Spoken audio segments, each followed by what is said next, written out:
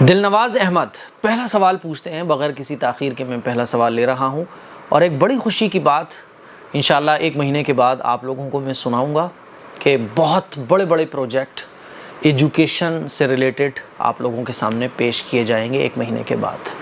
دل نواز احمد پہلا سوال پوچھتے ہیں کسی بھی نان مسلم کو کیسے سمجھائیں کہ اسلام ہی صحیح دھرم ہے.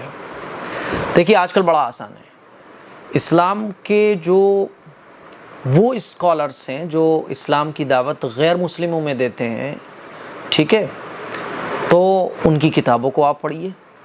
غیر مسلموں کو دعوت کیسے دینا چاہیے، کیا طریقہ ہے، آج کل بہت آسانی کے ساتھ آپ یوٹیوب پر یا گوگل پر سرچ کر سکتے ہیں اور اس طرح کی بہت ساری کتابیں بھی آتی ہیں، وہ کتابیں آپ پڑھ سکتے ہیں.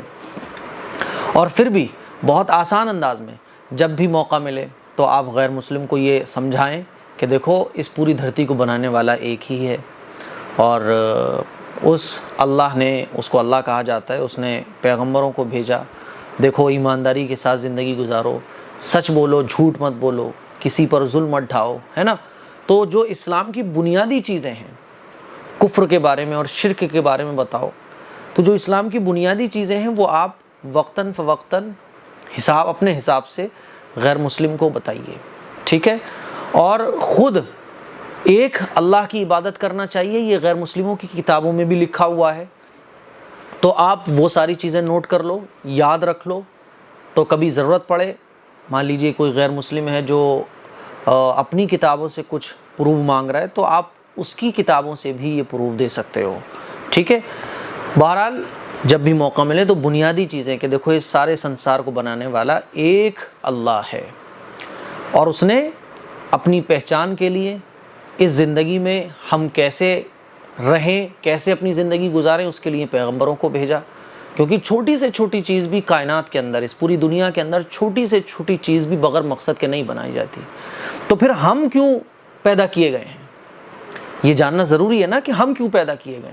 تو یہ بیسک سی چیزیں ہیں جو آپ وقتاً فوقتاً اپنے غیر مسلموں کو جن کو آپ اسلام کی دعوت دینا چاہتے ہو بتا سکتے ہو. اور اس کے ساتھ ساتھ اگر وہ ایجوکیٹڈ ہیں تو ان کو دین کی کتابیں پڑھنے کے لیے دے سکتے ہو. قرآن مجید ان کو ایز اے گفٹ آپ دے سکتے ہو، ہے نا، کہ بھائی اس کو پڑھیے گا آپ.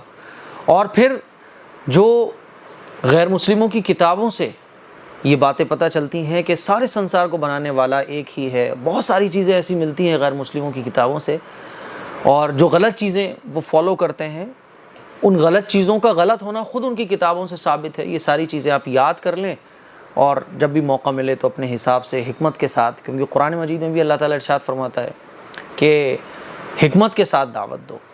تو حکمت کے ساتھ موقع محل کے حساب سے آپ دعوت دیتے رہیں. باقی روزانہ 2 رکعت نماز پڑھ کر اپنے غیر مسلم بھائیوں کی ہدایت کے لیے اللہ تعالیٰ سے دعا کریں.